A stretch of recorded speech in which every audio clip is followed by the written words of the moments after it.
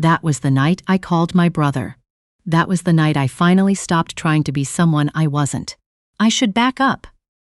My name is Simone. Wait, no. That's my cousin's name.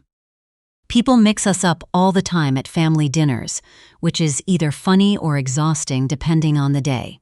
My name is Viv, short for Vivienne, which my mother chose because she wanted something that sounded like a woman who knew her own mind. I've thought about that a lot lately. I think she knew something I didn't. I was 32 when this happened. I had a good job. I'm a contracts analyst for a mid-size logistics firm out of Mississauga, which sounds boring, and honestly sometimes it is, but I'm good at it and it pays well and I own my condo outright. That last part matters to the story. Remember it. His name was Hugh. Hugh Caldwell. I met him at a work function. Not my work, his. A friend dragged me to a client appreciation dinner at a hotel on King Street West, one of those events with past canapés and an open bar, and a lot of people standing around pretending they don't desperately want to leave. Hugh was standing near the windows, looking out at the city, and he had this expression I can only describe as genuinely elsewhere. Like his body was in the room, but his mind was somewhere more interesting. I liked that. I walked over and said something like, "Whatever you're thinking about, it looks better than this party." And he laughed, and that was it. We dated for 14 months. It was good. Really good, the kind of relationship where you don't realize how much you've folded yourself into another person until you try to imagine your Tuesday evenings without them. Hugh was warm and funny, and he thought I was brilliant, which, after a string of men who'd been vaguely threatened by me, felt like being handed a glass of water after a long run. His family was from the Annapolis Valley in Nova Scotia. Old money, in the quiet way that doesn't announce itself, the kind of wealth that shows up as a house that's been in the family for 4 generations, and a certainty that things will simply work out because they always have. His mother's name was Cressida Caldwell. Saying it feels like something I have to brace myself for. I met her for the first time 6 months into dating Hugh. She came to visit him in Toronto. She lived in Halifax, and Hugh arranged dinner at a restaurant in Yorkville, somewhere nice but not intimidating, he said. He was nervous all day. I noticed didn't ask too many questions because he seemed like he needed to just get through it, and I figured I'd understand more once I was actually in the room with her. She walked in and the temperature changed. I don't know how else to put it. She was elegant, no question, well-dressed, silver-haired, the kind of woman who makes you feel slightly underdressed no matter what you're wearing. She looked at me the way you might look at a rental car, noting the features, deciding whether it'll do. We shook hands. She said, "Vivienne, that's quite a name for someone so young." I smiled. I said I'd grown into it. She didn't smile back. The dinner was fine in the way that very uncomfortable things can technically be called fine. She asked me questions about my job, about my family, about where I grew up, Brampton, which she repeated with a small pause that communicated something I couldn't quite pin down but definitely felt. She was never rude. She was precise. She asked the kind of questions that sound polite but are actually a sorting exercise, and I could feel myself being sorted. On the drive home, Hugh said, "She liked you." I looked at him. He said, "She told me later you seemed capable." I said, "Capable." He said, "For her, yeah, it's good." I filed that away. I filed a lot of things away over the next 8 months. The way she called Hugh every Sunday evening at exactly 7 o'clock, and the calls lasted at least an hour. The way she referred to his previous girlfriend, a woman named Philippa, who I'd never met, in the present tense, as though she were still on the scene. The way she sent him articles about properties for sale in Halifax, always with a little note. "Thought you might find this interesting." The way she never quite looked me in the eye for more than a second at a time, like I was something peripheral. Hugh proposed in March. We were at my place, a Thursday night, leftover pasta and a bottle of Niagara wine, and he got down on one knee in my kitchen, and I started crying before he even finished the sentence. The ring was his grandmother's, a simple oval sapphire, exactly my taste, which felt like he actually saw me. I said yes immediately. I said yes, and I meant it completely. His mother called that night. Hugh must have texted her. I was in the bathroom, washing my face, and I could hear him on the phone, his voice lower than usual, and when he came back, he was smiling, but it was the careful kind of smile. He said, "She's safe for us." I said, "What did she actually say?" He was quiet for a second. Then he said, "She said she hopes I know what I'm doing." We planned the engagement party for June. Hugh's family would come from Halifax, his mother, his Aunt Blythe, a few cousins, and my side would come from Brampton and Oakville, and, in the case of my brother, from Calgary, where he'd moved 4 years earlier for work. My brother's name is Warren. He's 3 years older than me, and he does something in energy sector consulting that I only half understand. But the important thing about Warren is that he is the most composed person I have ever met in my life. He does not raise his voice. He does not panic. He thinks before he speaks, always, and when he speaks, it lands. He and I talked the week before the party. I told him about Cressida, not everything, just enough. He listened without interrupting, which is his way. When I finished, he said, "I'll be there." That was all. 2 words. "I'll be there." I felt them settle somewhere in my chest and stayed there. The party was at a venue in Port Credit, a private room in a restaurant right on the lake, June light on the water, the kind of evening that should have been simple and lovely. We'd invited 40 people. My parents, my aunts, Hugh's family, friends from work, from university, from the various chapters of both our lives. Warren flew in that morning. The first hour was fine. Better than fine. The room looked beautiful, and Hugh was happy, and my dad kept making Hugh laugh with increasingly terrible jokes about taking on a Viv. And I thought, maybe I was wrong about Cressida. Maybe she'd decided to try. Maybe I'd been reading too much into things. Cressida arrived with Aunt Blythe.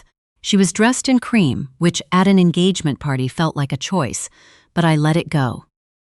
She air-kissed Hugh, looked at the room, looked at me. She said, "What a lovely little venue." The word little was doing a lot of work in that sentence. We made it through the first round of drinks. My mother brought her into a conversation with 2 of my aunts, and to her credit, Cressida was polished. She was always polished. My mother came and found me afterward and whispered, "She's interesting," in the tone that means she didn't enjoy talking to her but couldn't identify a specific crime. The problem started near the end of the main course. I was at the head table with Hugh and both sets of parents, and the conversation turned to the wedding. We hadn't set a date yet. We'd been taking it slowly, enjoying the engagement first. Cressida asked where we were thinking of having it. Hugh said we hadn't decided yet. She said, "Well, the family church in Wolfville is available in September. I've already spoken to the Reverend." Silence. Not dramatic, just present, I said carefully. Hugh and I haven't actually discussed a church ceremony. We've been thinking about an outdoor venue here in Ontario. Cressida looked at me for a long moment. She said, "Of course you have." Hugh said, "Mum." She picked up her wine glass. She said, "I'm only saying that some traditions matter. The Caldwells have been married in that church for 3 generations. I assumed Hugh had mentioned it." I looked at Hugh. He had not mentioned it. He said, "We'll figure it out, Mum." "Tonight isn't." "Tonight," she said, "is exactly when these conversations should happen. Before things get further along." She set her glass down. She looked at me again. "No offense, Vivienne, but you don't know what you're walking into." I said, "What does that mean?" She said, "It means the Caldwells have a certain way of doing things. A history." A name that carries weight in this province. You come from, she paused, the way she always paused, different circumstances. I'm not saying that's a problem. I'm saying it's something to be aware of. I said, I'm aware of it. Good, she said, and she picked up her fork. I don't know what I expected Hugh to say. Something. Anything. He looked at his plate. My mother had gone very still on the other side of the table. My father was watching Hugh with an expression I couldn't read. Across the room, Warren was talking to one of Hugh's cousins, and from this distance I could see him glance at our table once, register something in the air, and go back to his conversation. The rest of the dinner passed. Toasts were made. Hugh's toast was beautiful. He talked about the night we met, about the way I'd made him feel less alone in a room full of people, and I held his hand and felt the specific grief of loving someone who can see you perfectly and still not protect you when it matters. Then the dessert came, and Cressida stood up. She said she wanted to say a few words. She said she was grateful for everyone who'd come. She said she loved her son very much and only wanted the best for him. And then she said, looking directly at me, Vivienne is a lovely girl. I hope she understands that joining this family is a privilege, not an entitlement. A name like Caldwell means something, and I expect whoever carries it to understand what that means. The room was quiet in the way rooms go quiet when something happens that no one knows how to categorize. I was on my feet before I decided to stand. I'm still not entirely sure what my body was doing. Muscle memory, maybe, or some deep animal thing. I said very calmly, Excuse me? She looked at me with something like satisfaction. She said, You heard me, I said. I did. I want to make sure I understand. You're saying, in front of our families and friends, that I need to earn the right to your family's name. She said, I'm saying a name has a history that not everyone is equipped to carry. I says, And you think I'm not equipped? I think, she said, that there are things about this family that you haven't been told. Financial arrangements, expectations, things that aren't always comfortable. And I think a girl from Brampton with a condo in Mississauga might find it more complicated than she's imagined.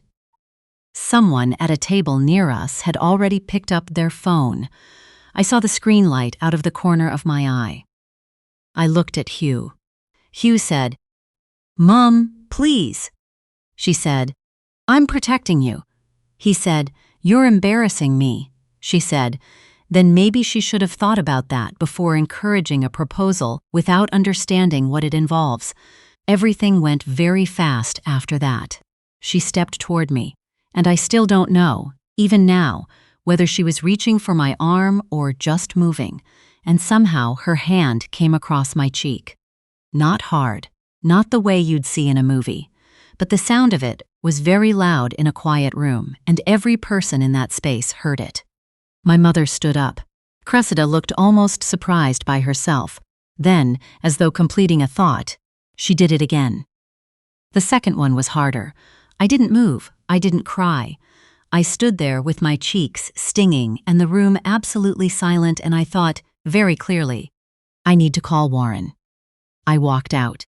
Through the doors, down the hall, out to the terrace that ran along the waterfront.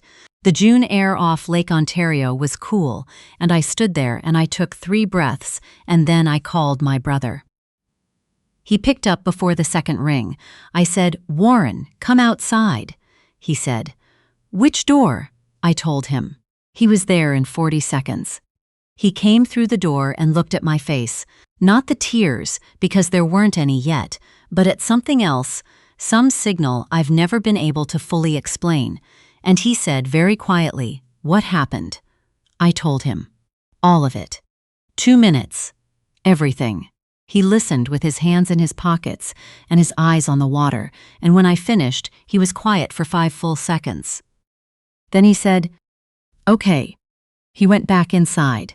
I don't know exactly what happened in those next 45 minutes because I was on the terrace with my mother and 2 of my closest friends, and they were holding my hands and bringing me water and making me breathe. I know that Warren spent some of that time talking to Hugh. I know he spent some of it on his phone.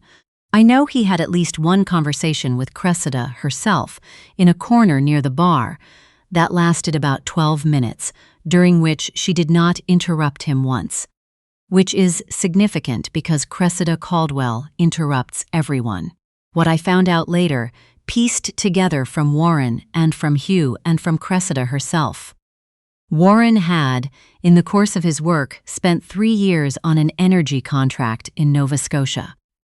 In that time, he'd developed a professional relationship with several people in Halifax's business community, including, it turned out, the law firm that managed the Caldwell family estate.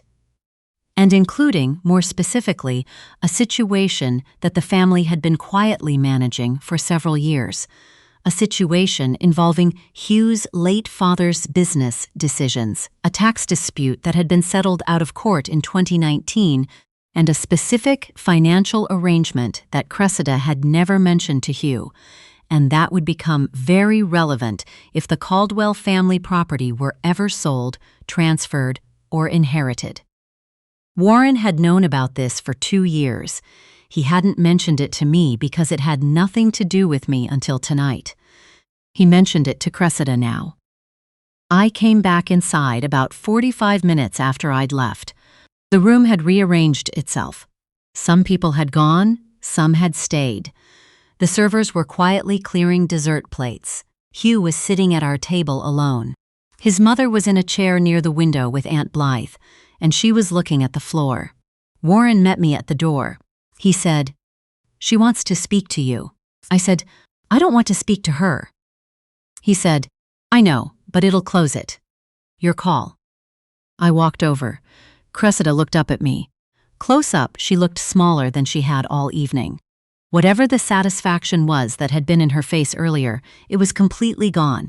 She said, "I owe you an apology." I waited. She said, "What I did was wrong. I won't make excuses for it." She paused. "I was wrong about you. I was. I said things that were unkind and untrue. I said, 'You assaulted me in front of 40 people, Mrs. Caldwell.'" She flinched at Mrs. Caldwell. I said it deliberately. I said, "I'm going to give you the rest of tonight to think about whether an apology is enough, because I'm considering filing a report, and what happens next depends entirely on whether you understand the seriousness of what you did." Once, small, I turned and walked back to Hugh. Hugh and I talked for a long time that night. Not at the venue. We left, went back to my place, sat at my kitchen table with tea we didn't drink. He apologized for not stepping in. He said it several times, genuinely. I believed him. Believing him wasn't the problem. I said, "Hugh, why didn't you tell me about the church? About the expectations?" He said, "I didn't think she'd actually." I said, "But you knew she might." He was quiet. I said, "And you know about the financial thing. The estate." He looked up. I said, "Warren told me everything." The silence lasted a long time. What it came down to was this: Hugh had known, in a vague and manageable way, that his mother had concerns about the family estate and what a marriage might mean for it. He hadn't known the full scope of what Warren had described, but he'd known enough to suspect his mother might try to intervene, and he'd hoped, this was the word he used, hoped, that if he just kept things moving forward, she would eventually come around. I said, "You hoped she'd come around by letting her humiliate me." He said, "That's not what I meant." I said, "I know what you meant, but that's what happened." I went to bed that night, and I lay there in the dark, and I thought about my mother saying Cressida was interesting. I thought about Warren saying, "I'll be there." I thought about my own condo, paid for with my own money, and what it meant to have a place in the world that belongs to you and not to someone's expectations of you. 2 weeks after the party, I gave Hugh back the ring, his grandmother's ring. I held it for a long time before I put it in his hand. It was really beautiful, I want to say that, and then I let go of it. He didn't fight it. I think he'd known for those 2 weeks, too. Cressida sent a formal written apology through her lawyer, which was something. I decided not to file a formal complaint in exchange for the letter. I wanted something in writing, something that said clearly what she'd done and that it was wrong, and I got it. Warren said it was a reasonable call. My mother said she would have done things differently. I appreciated both of them for that. What I kept, instead of the ring, was this: the clarity that I had never actually needed any of it. Not the name. Not the history. Not the church in Wolfville or the estate in Halifax or the sense that I was being evaluated for a role I hadn't auditioned for. I'd walked into that room as myself, and I'd walked out of it as myself, with my face stinging and my dignity intact and my brother at my side. I own my condo in Mississauga. I know my own mind. My mother knew it before I did. I think about that sometimes, about how she chose my name 32 years ago and what she was trying to tell me. I think she was trying to say, the kind of woman you become is entirely up to you. Don't let anyone sort you. I didn't.